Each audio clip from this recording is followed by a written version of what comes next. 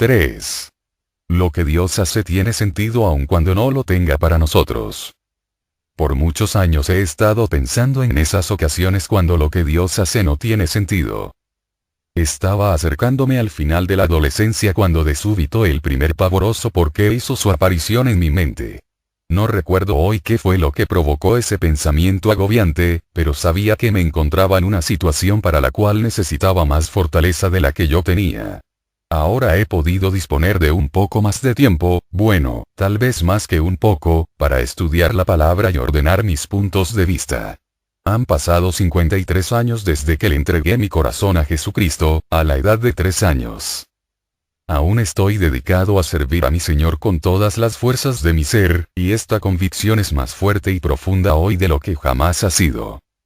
Además, el transcurso del tiempo y los consejos de algunos eruditos de la Biblia me han ayudado a aceptar lo que creo que es el concepto correcto acerca de esos periodos cuando la fe es fuertemente puesta a prueba. Creo que he obtenido una mejor idea de quién es Dios y cómo trata con nosotros, especialmente en 4 esferas de actividad específicas. 1. Dios está presente e involucrado en nuestras vidas aunque parezca que no nos oye o que nos ha abandonado. Cuando era niño, escuché un programa de misterio en la radio que cautivó mi imaginación. Era la historia de un hombre que había sido condenado a estar incomunicado en una celda oscura como boca de lobo. Lo único que tenía para mantener ocupada su mente, era una canica, que tiraba repetidamente contra las paredes. Se pasaba las horas oyendo el ruido que hacía al rebotar y rodar por toda la celda. Luego la buscaba a tientas en la oscuridad hasta que la encontraba. Entonces, un día, el prisionero tiró su valiosa canica hacia arriba, pero ésta nunca cayó al suelo. Solo reinó el silencio en la oscuridad. Se sintió tan angustiado por la desaparición de la canica y por no poder explicar qué era lo que había ocurrido, que se volvió loco, y se puso a arrancarse el pelo hasta que finalmente murió. Cuando los oficiales de la cárcel entraron en la celda para sacar su cuerpo, uno de los guardias vio que había algo atrapado en una enorme telaraña que estaba en la parte de arriba de uno de los rincones de la celda. Qué raro, pensó. ¿Cómo habrá ido a dar allá arriba esa canica?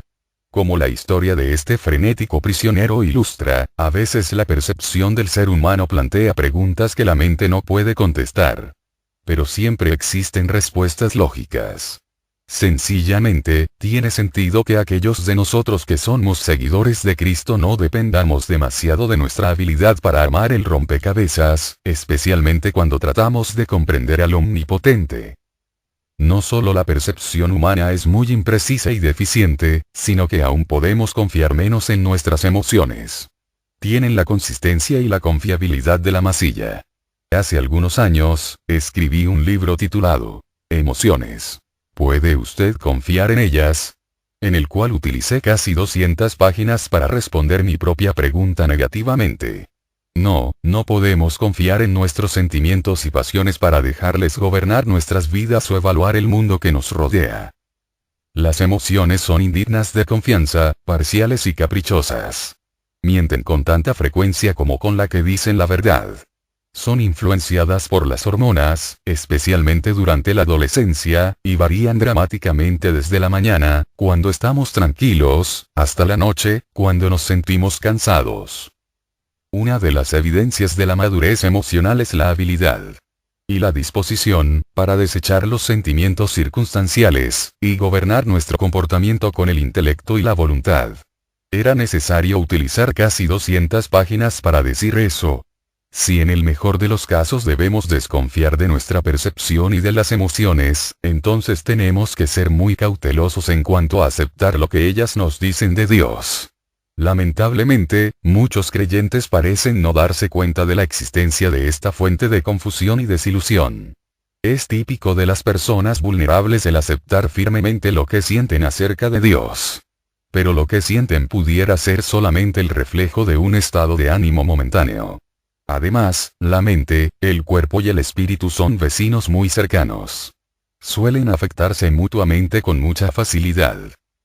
Por ejemplo, si una persona está deprimida, eso no solamente afecta su bienestar físico y emocional, sino que también padece su vida espiritual.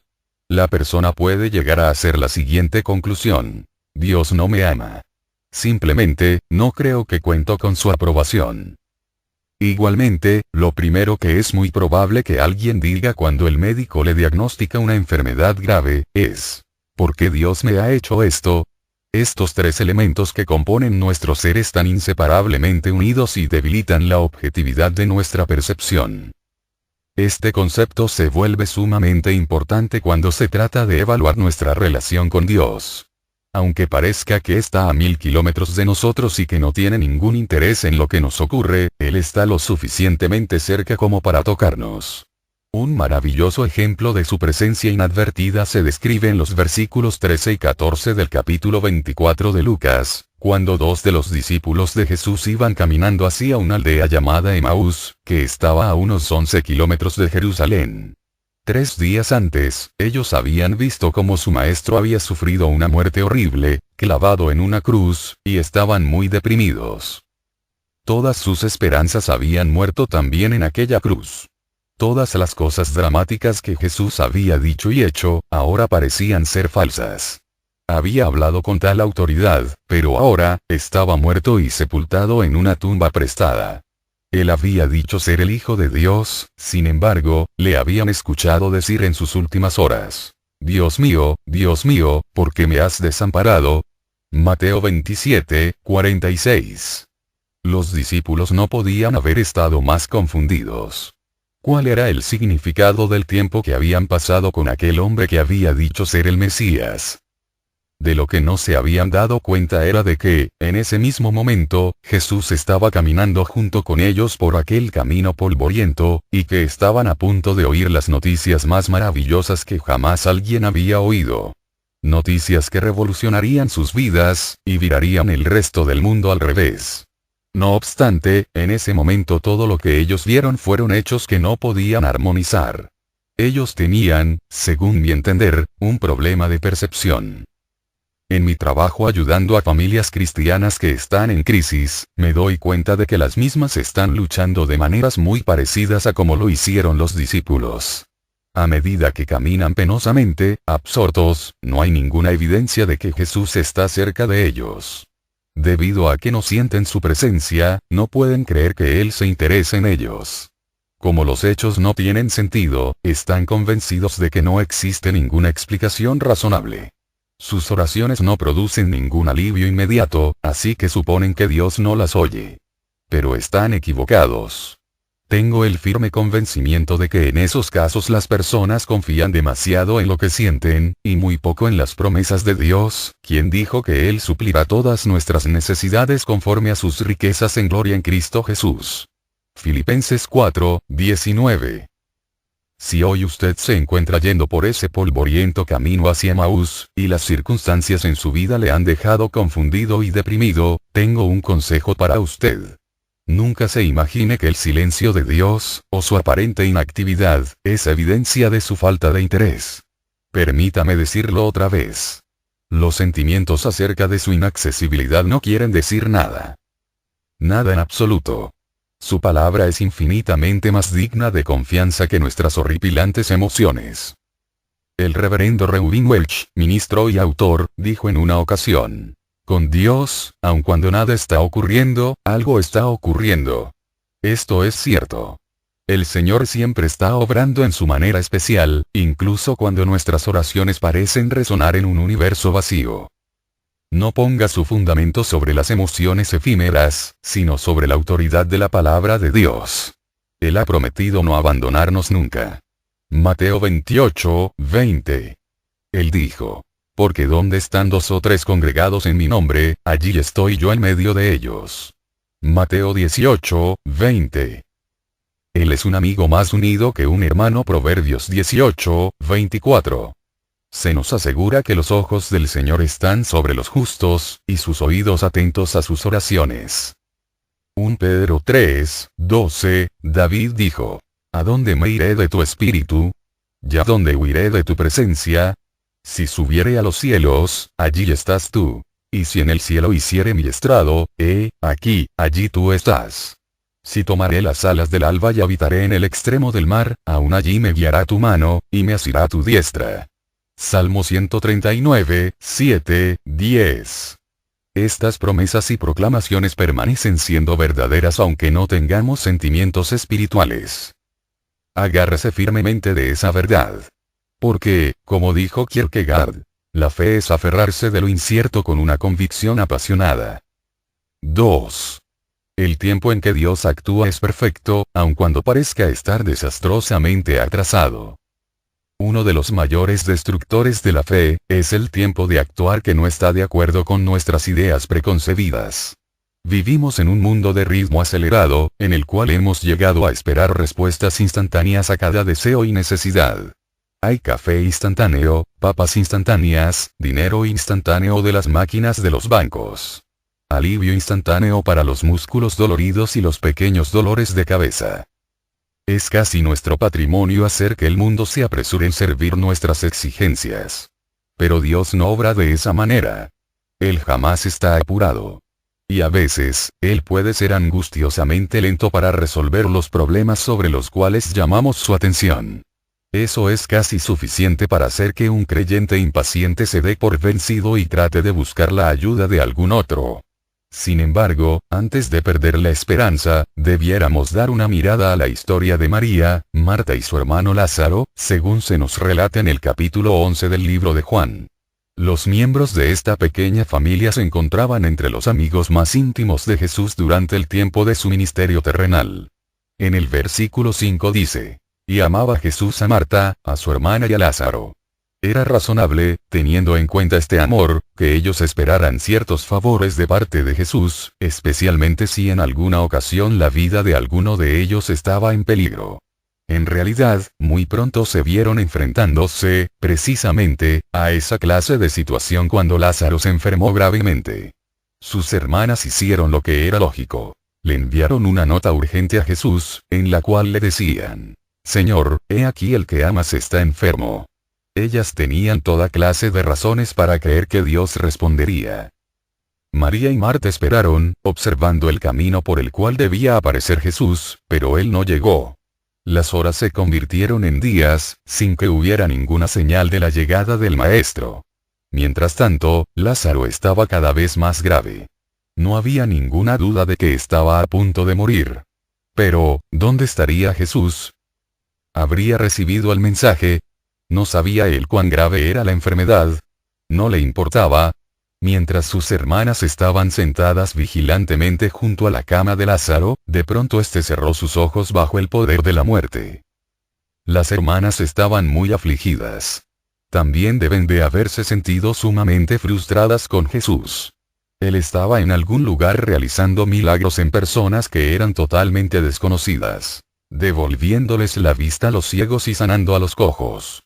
Sin embargo, tanto su hermano como ellas necesitaban urgentemente su ayuda, y él estaba demasiado ocupado para venir. Puedo imaginarme a María y a Marta diciendo una a la otra, muy calladamente, no entiendo esto. Yo creía que él nos amaba. ¿Por qué nos habrá abandonado así? Envolvieron el cuerpo de Lázaro en una mortaja y llevaron a cabo un pequeño y triste funeral. Jesús no estaba allí. Luego se despidieron de su hermano y amorosamente colocaron su cuerpo en una tumba. María y Marta amaban a Jesús con todo el corazón, pero habría sido razonable que las dos hubieran estado enojadas cuando 4 días después él apareció. Pudieran haberse sentido tentadas a decirle, ¿dónde has estado? Tratamos de decirte que tu amigo estaba muriéndose, pero no pudimos lograr que nos prestaras atención. Bueno, has llegado demasiado tarde. Hubieras podido salvarle, pero por lo visto había cosas más importantes en tu mente. Pero, desde luego, las palabras de María fueron mucho más respetuosas. Le dijo, Señor, si hubieses estado aquí, mi hermano no habría muerto. Juan 11, 21.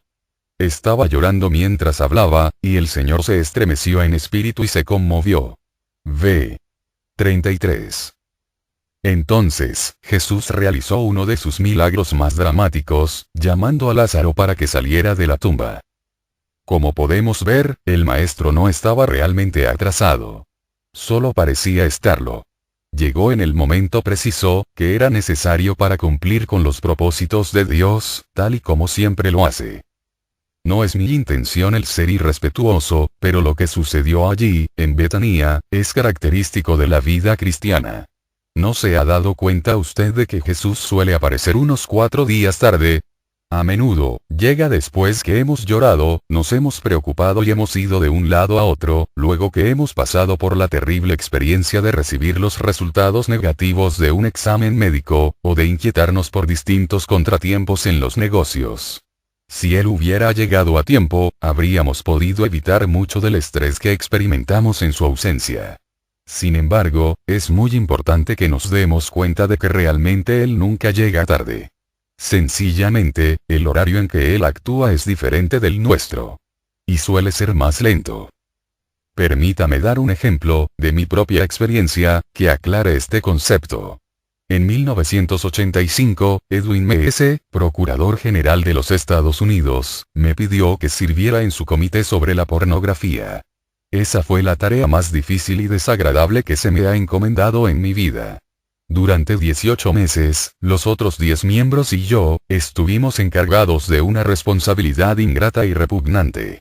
Viajamos mucho, y examinamos las revistas, los libros, las películas y los vídeos más horribles del mundo entero. Como los Estados Unidos es la principal fuente mundial de obscenidad, estuvimos sumergidos en esa suciedad durante lo que nos pareció ser una eternidad. Además, los productores de pornografía y los vendedores de materiales obscenos no nos perdían pie ni pisada, como si hubieran sido una manada de lobos siguiendo a un rebaño de renos. Hicieron todo lo que pudieron para intimidarnos y humillarnos. Recuerdo estar sentado en las audiencias públicas, día tras día, con varias cámaras dirigidas a mi rostro. Por horas, podía ver mi imagen invertida reflejada en sus lentes, lo cual hace que uno tienda a sentirse cohibido. Los fotógrafos estaban esperando que yo hiciera algo vergonzoso, tal como poner una cara rara o colocar mi dedo cerca de la nariz. Un día, cuando me levanté a la hora del almuerzo para ir a comer, al darme vuelta me enfrenté con un fotógrafo que no dejaba de tomarme fotos con su cámara, a solo unos centímetros de mi cara. Siempre había micrófonos sobre la mesa cerca de mí para grabar cada palabra que yo susurrara o cada declaración que hiciera. El siguiente mes, hicieron una parodia de mis comentarios en varias publicaciones pornográficas. En la revista Hustler sobrepusieron mi foto en el trasero de un burro, confiriéndome el título de imbécil del mes. El procurador general nunca dijo que la tarea sería fácil. Esos esfuerzos por humillarme solo fueron una molestia momentánea.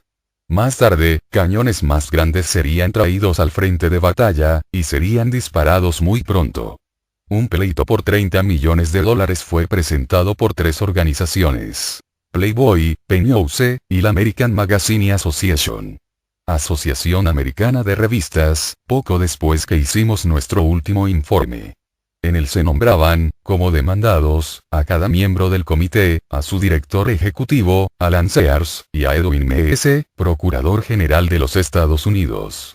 La demanda consistía de unas cuantas acusaciones fantásticas, que nuestros abogados dijeron que no llegarían a ningún lado. Los abogados del Departamento de Justicia nos dijeron que no nos preocupáramos, que el caso sería rechazado por los tribunales en poco tiempo. Pero estaban equivocados. El asunto fue asignado al juez John Garrett Penn, quien es uno de los jueces más liberales en la parte noreste de los Estados Unidos. Parece mentira que él retuvo ese ridículo caso en su escritorio por más de 2 años antes de fallar en una moción para llevar a cabo un juicio sumario. Finalmente, falló a nuestro favor. Inmediatamente, los litigantes apelaron, y tuvimos que quedar otro año a la expectativa. Volvimos a ganar, y nuestra victoria fue seguida por otra apelación. Durante 7 años la amenaza de este pleito se ciñó sobre nosotros, a medida que se abría camino a través del sistema legal. Finalmente, llegó hasta la Corte Suprema, a principios del año 1992, lo cual, gracias a Dios, puso fin a esa terrible experiencia.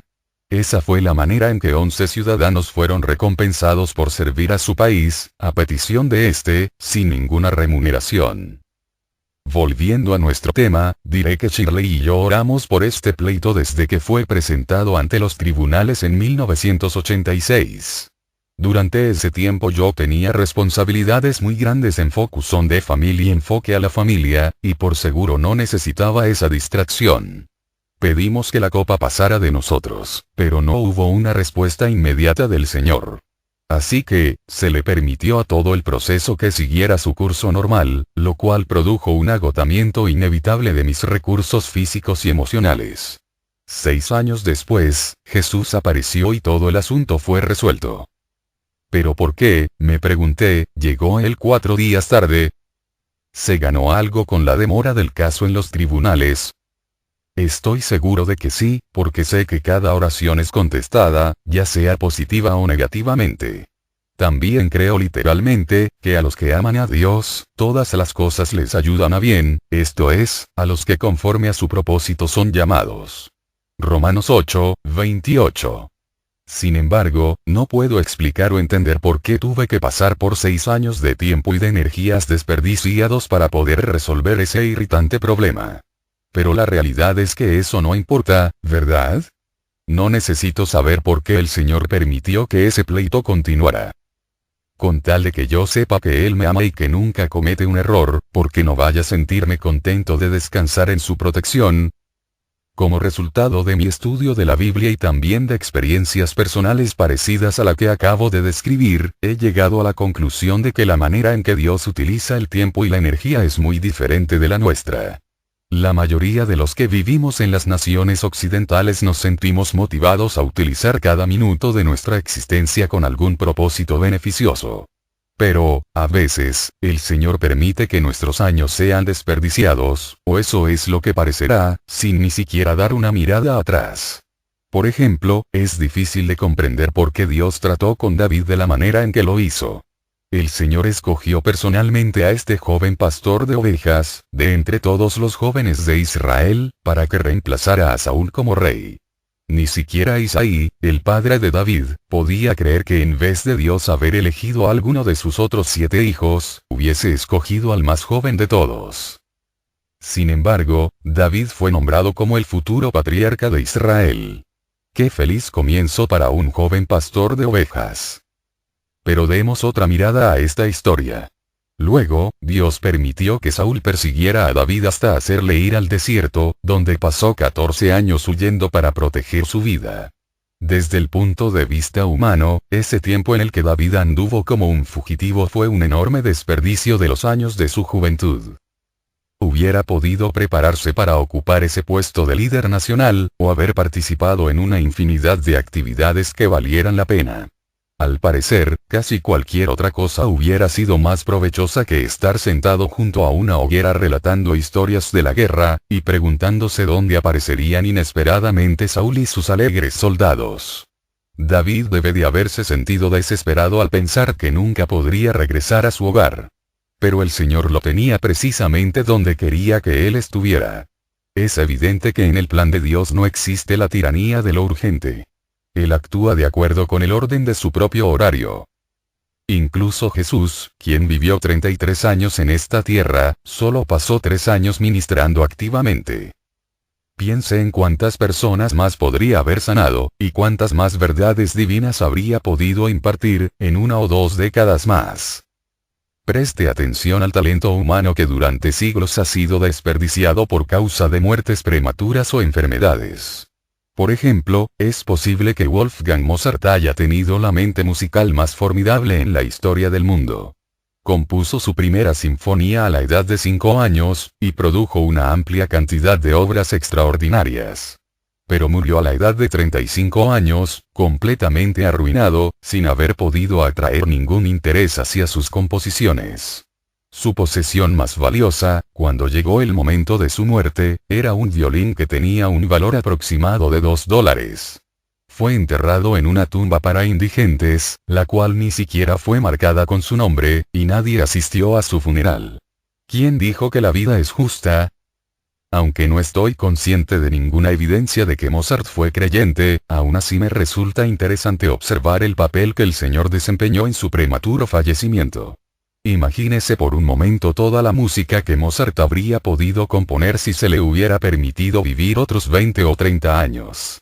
¿No disfrutaría usted al escuchar lo mejor de las sinfonías que nunca fueron compuestas, y que podrían haber sido creadas por este genio en proceso de maduración?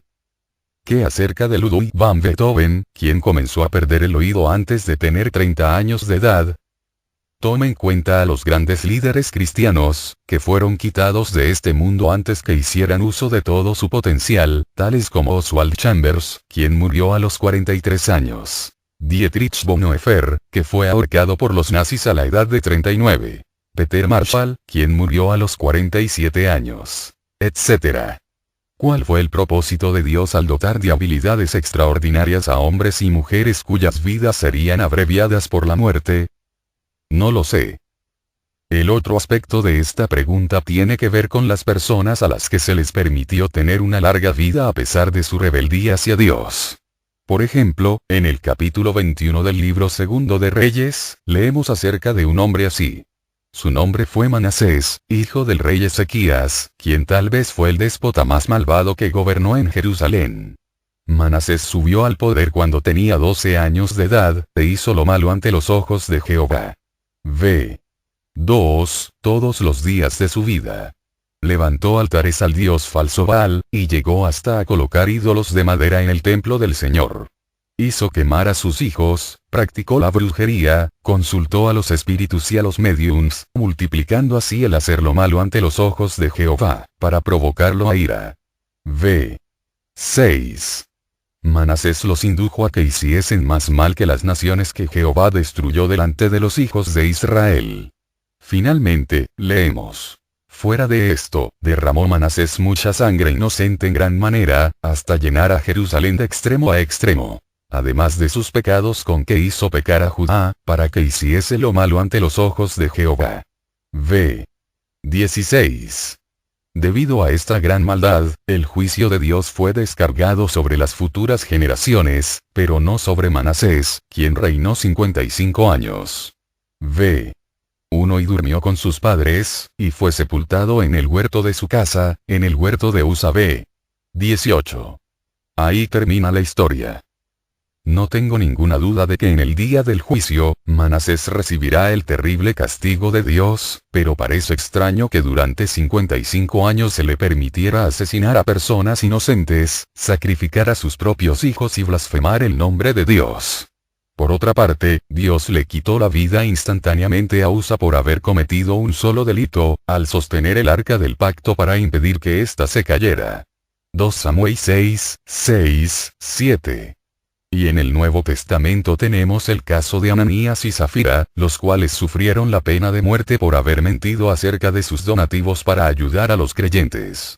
Esto parece no tener sentido. ¿Qué conclusiones podemos sacar de estas aparentes contradicciones, excepto: dejemos que Dios sea Dios? Él no tiene que justificarse ante el hombre. Podemos decir con confianza que aunque sus propósitos y sus planes son muy diferentes de los nuestros, Él es infinitamente justo y el tiempo en que Él actúa es siempre perfecto. Él interviene en el momento preciso para nuestro mayor bien. Antes que escuchemos su voz, sería muy sabio de nuestra parte que no nos excitemos. 3. Por razones que no se pueden explicar, los seres humanos somos increíblemente valiosos para Dios. Uno de los conceptos más imponentes que encontramos en la Biblia, es la revelación de que Dios nos conoce a cada uno de nosotros personalmente, y que día y noche piensa en nosotros.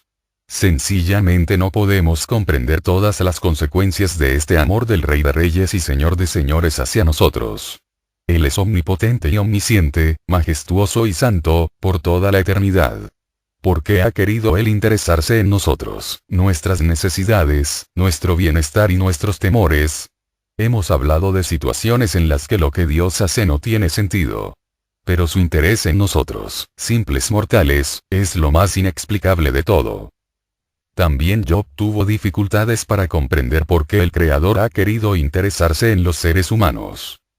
Él preguntó: ¿qué es el hombre, para que lo engrandezcas, y para que pongas sobre él tu corazón, y lo visites todas las mañanas? Job 7, 17, 18, David tenía en mente la misma pregunta cuando escribió: ¿qué es el hombre, para que de él te acuerdes, y el hijo del hombre, para que lo cuides? Salmo 8, 4, bla, y de nuevo, en el Salmo 139 dijo: Oh Jehová, tú me has examinado y conocido. Tú has conocido mi sentarme y mi levantarme. Has entendido desde lejos mis pensamientos. Has escudriñado mi andar y mi reposo, y todos mis caminos te son conocidos. Pues aún no está la palabra en mi lengua, y he aquí, oh Jehová, tú la sabes toda. BB 1, 4. ¡Qué concepto tan increíble! No solo Él se acuerda de cada uno de nosotros, sino que se describe a sí mismo a través de la Biblia como nuestro Padre. En Lucas 11, 13 leemos: Pues si vosotros, siendo malos, sabéis dar buenas dádivas a vuestros hijos, ¿cuánto más vuestro Padre Celestial dará el Espíritu Santo a los que se lo pidan? El Salmo 103, 13 dice: Como el Padre se compadece de los hijos, se compadece Jehová de los que le temen. Pero por otra parte, se compara con una madre en Isaías 66, 13, donde dice: Como aquel a quien consuela su madre, así os consolaré yo a vosotros. Como tengo 2 hijos, que ya son adultos, puedo identificarme con estas analogías relacionadas con el padre y la madre, que me ayudan a comprender cómo Dios siente hacia nosotros. Shirley y yo, daríamos nuestras vidas por Dana y Ryan sin pensarlo 2 veces, si fuera necesario. Todos los días oramos por ellos, y nunca están muy lejos de nuestros pensamientos. Y cuán vulnerables somos al dolor que ellos sienten. ¿Será posible que realmente Dios ame a su familia humana infinitamente más de lo que nosotros, siendo malos, podemos amar a aquellos que son parte de nuestra propia carne y sangre? Eso es precisamente lo que la palabra de Dios nos dice. Un incidente que ocurrió cuando nuestro hijo era muy pequeño, fue un ejemplo para mí del profundo amor de nuestro Padre Celestial. Ryan tuvo una terrible infección del oído a los 3 años de edad, que nos mantuvo despiertos, tanto a él como a nosotros, casi toda la noche. La siguiente mañana, Shirley lo abrigó bien y lo llevó al pediatra. El doctor era un hombre algo viejo, que tenía muy poca paciencia para tratar con niños y tranquilos. Tampoco era muy afectuoso con los padres. Después de examinar a Ryan, el doctor le dijo a Shirley que la infección se había adherido al tímpano, y que solamente podía ser tratada arrancando la postilla con un instrumento pequeño y horroroso. Advirtió que el procedimiento causaría dolor, y le dio instrucciones a Shirley para que aguantara fuertemente a su hijo sobre la mesa. Esas noticias no solo asustaron a Shirley, sino que Ryan entendió lo suficiente como para ponerlo en órbita.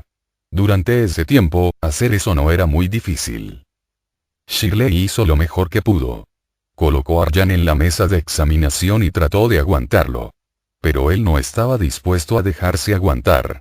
Cuando el doctor le metió en el oído aquel instrumento, que parecía una ganzúa, se soltó y empezó a dar unos gritos que llegaban al cielo.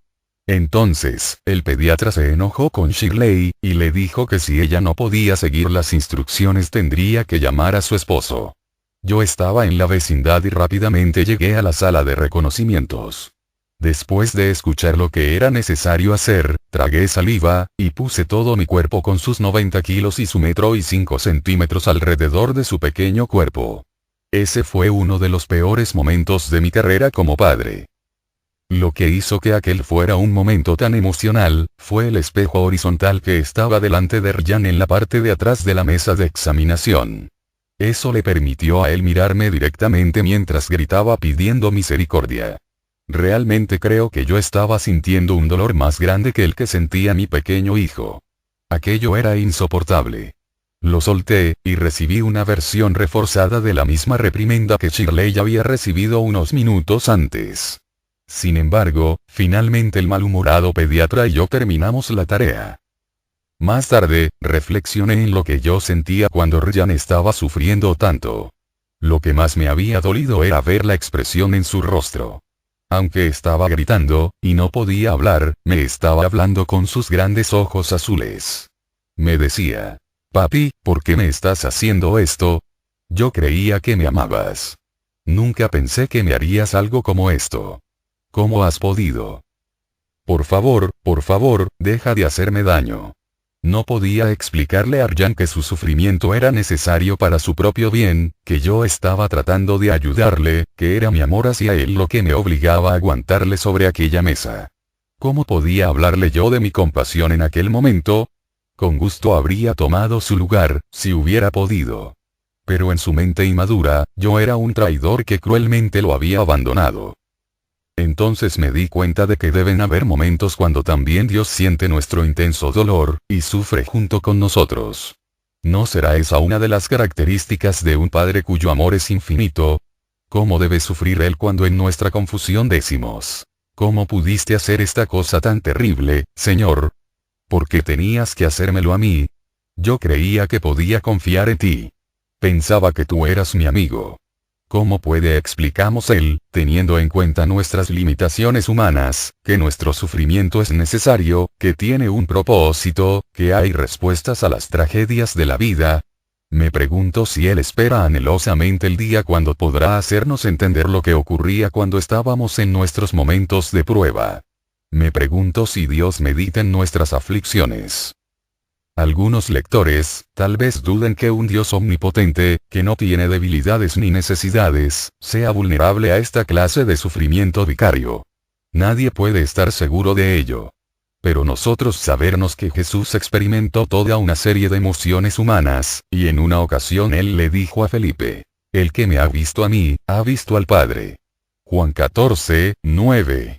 Recuerde que Jesús se estremeció en espíritu y se conmovió cuando María estaba llorando por la muerte de su hermano Lázaro. También Él lloró por la ciudad de Jerusalén, mientras la miraba y hablaba de los sufrimientos que habría de experimentar el pueblo judío.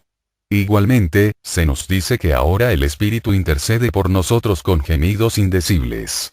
Romanos 8, 26. Por lo tanto, es lógico suponer que Dios, el Padre, está apasionadamente interesado en su familia humana, y siente nuestro dolor en esos momentos indecibles cuando un mar de aflicción cubre nuestra senda. Yo creo que Él lo siente. 4. Sus brazos son muy cortos para luchar con Dios. No trate de hacerlo. Hace algunos años, había una obra teatral en Broadway, titulada Sus brazos son muy cortos para luchar con Dios. Yo nunca la vi, pero estoy de acuerdo con la premisa que está detrás del título. Nuestras capacidades intelectuales son muy deficientes para que vayamos a poder discutir con nuestro Creador. Los adeptos de la nueva era no están de acuerdo con esto.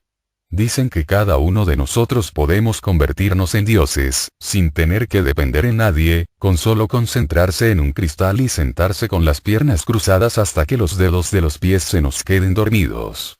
¡Qué presumidos!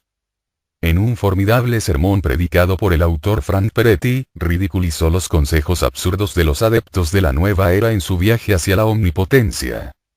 Frank nos pidió que nos imagináramos a Shirley MacLaine, quien en años recientes se ha convertido en la suma sacerdotisa de los raros, en una isla solitaria. Presten atención y la escucharán hablándole a la Tierra, o a la Luna, o a alguien. Hace círculos en la arena con el dedo gordo del pie y con voz chillona dice: yo, soy Dios. Yo, soy Dios. Seguro que lo eres, y yo soy Julio César. No, difícilmente podemos reunir los requisitos para ser dioses, ni siquiera dioses insignificantes. A pesar de nuestros intensos esfuerzos por comprendernos a nosotros mismos, hemos aprendido muy poco acerca de cómo vivir juntos armoniosamente o qué es lo que nos mueve a comportarnos como lo hacemos. Los psicólogos y psiquiatras seculares más capacitados y respetados, aún creen que el ser humano es básicamente bueno, que solamente aprende a hacer lo malo debido a la influencia de la sociedad. Si eso fuera cierto, por seguro existiría por lo menos una sociedad en alguna parte del mundo donde el egoísmo, la falta de honradez y la violencia no habrían aparecido. En cambio, la historia de la humanidad, a través de los siglos hasta el día de hoy, está llena de guerras, asesinatos, codicia y explotación. Paz es el nombre que le damos a ese breve momento entre las guerras, cuando la gente se detiene para volver a cargar las armas. Platón dijo: solo los muertos han visto el fin de la guerra. A través de 2500 años se ha comprobado que él tenía razón. Usted debería observar detenidamente a sus hijos. ¿Cómo podría alguien, que ha criado a sus hijos desde que eran muy pequeños, no darse cuenta de que no necesitamos cultivar la rebelión, el egoísmo y la agresión? Se manifiestan en los niños de una manera muy natural. Así que, la característica más básica de la naturaleza humana, ha sido pasada por alto por aquellos que han sido específicamente entrenados para observarla. Un error parecido a este invade la mayor parte de lo que pensamos y creemos. Muchos libros científicos de hace unos 75 años, parecen libros de chistes. Durante ese tiempo, aún los médicos desangraban a sus pacientes para drenar los venenos. Incluso cuando yo estaba en la escuela para graduados, se nos enseñó que los seres humanos teníamos 48 cromosomas, el total es 46, y que el síndrome de Down-mongolismo era causado por influencias congénitas, es causado por una de varias anormalidades genéticas. Por supuesto, hemos aprendido mucho como resultado de la explosión de investigaciones científicas. No estoy despreciando ese esfuerzo. Lo que quiero decir es que la mayoría de lo que se creía hace muchos años, estaba evidentemente equivocado. Podrá ser que hoy vivimos en el primer periodo de la historia humana cuando casi todas las conclusiones a las que hemos llegado son correctas. De eso nada. Quiero recalcar algo que expresé anteriormente. Si la inteligencia y la percepción del ser humano son poco confiables en cuanto a valorar las realidades cotidianas, es decir, las cosas que podemos ver, tocar, oír, saborear y oler, cuanto menos podemos confiar en ellas para evaluar al Dios del universo que es inescrutable. Nuestros esfuerzos para analizarle y comprenderle son tan poco confiables como nuestra capacidad para entender el mundo físico. Solo podemos escudriñar la mente de nuestro Creador hasta cierto punto antes que se acabe nuestra habilidad para comprender más. Sin embargo, la arrogancia de los seres humanos a la vez es pasar por alto o poner en duda la sabiduría del Omnipotente es increíble. Se cuenta una historia acerca del general británico Bernard Monty Montgomery, de quien todos sabían que tenía mucho ego. Un día, estaba dando un discurso, en el cual se refirió a una conversación entre Moisés y Dios. Montgomery dijo, como Dios le indicó a Moisés, y yo creo que con toda razón, estoy seguro de que el Señor se sintió muy tranquilizado al oír que Monty había aprobado su consejo a Moisés. Otros ejemplos de la arrogancia del ser humano, no son tan divertidos, tal como el concepto de que simplemente la creación evolucionó con el transcurso del tiempo, sin un diseño y sin un diseñador. El Señor debe de maravillarse ante la estupidez de esa idea. También me he preguntado cómo se siente él acerca de que la Corte Suprema de los Estados Unidos le haya declarado inconstitucional, y haya decretado que sus mandamientos son impropios para ser puestos en el tablón de anuncios en las escuelas públicas. Job trató de interrogar a Dios, y como respuesta le fue dada una enfática lección de historia. Preste atención, especialmente a la primera oración que salió de la boca del Señor.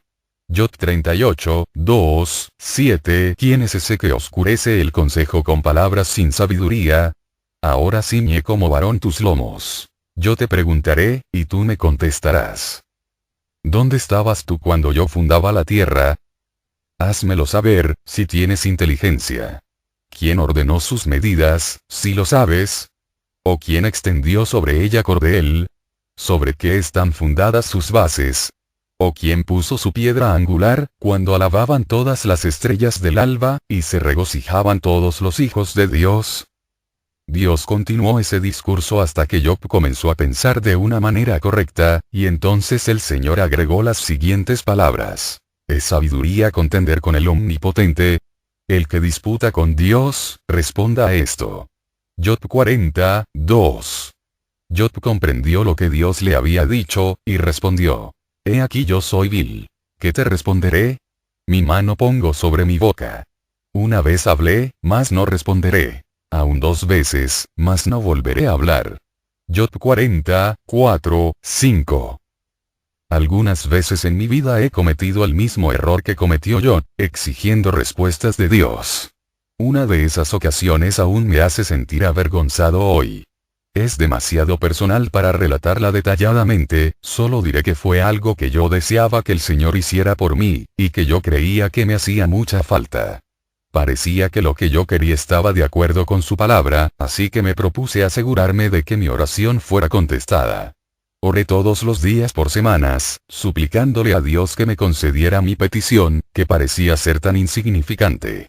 Verdaderamente, durante ese periodo de oración me mantuve sobre mi rostro delante de él. Sin embargo, me dijo muy claramente, no. Sin darme ninguna explicación y sin disculparse.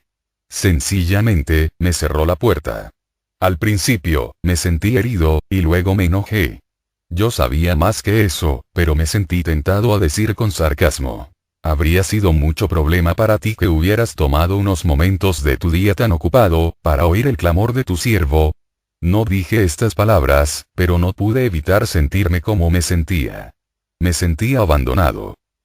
Bueno, pasaron 2 años y mis circunstancias cambiaron radicalmente. El asunto por el que había orado, empezó a verse muy diferente. Finalmente, me di cuenta de que habría sido una verdadera desgracia si el Señor me hubiera concedido esa petición. Él me amó lo suficiente como para no darme lo que le había pedido, aun cuando había estado exigiéndole que hiciera las cosas como yo quería.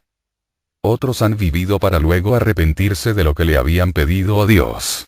Conocí a una jovencita que se enamoró locamente de un Romeo adolescente, y le rogó a Dios que moviera su corazón en la dirección de ella. Su petición fue negada terminantemente. 35 años después, se volvieron a encontrar, y ella se quedó totalmente sorprendida al ver que el maravilloso hombre varonil, que ella recordaba, se había convertido en un individuo de mediana edad, inmotivado, barrigón e insoportable. Al verlo, se acordó de la oración que había hecho cuando era una jovencita, y dijo en voz muy baja: «Gracias, Señor». Lo cierto es que la mayoría de nuestras frustraciones espirituales no terminan con nuestras mentes habiendo sido iluminadas, y diciendo: «Oh, ahora me doy cuenta de lo que estabas haciendo, Señor». Sencillamente, tenemos que archivarlas bajo la clasificación «cosas que no entiendo», y dejarlas archivadas. En esa clase de situación, debemos estar agradecidos porque Él hace lo que es mejor para nosotros, contradiga o no contradiga nuestros deseos. Incluso un padre razonablemente bueno, algunas veces dice no a las exigencias de su hijo. Lo que he tratado de decir, aunque de una manera un poco confusa, es que nuestra opinión de Dios es muy pequeña, que nosotros los mortales no podemos ni siquiera imaginarnos la grandeza de su poder y su sabiduría.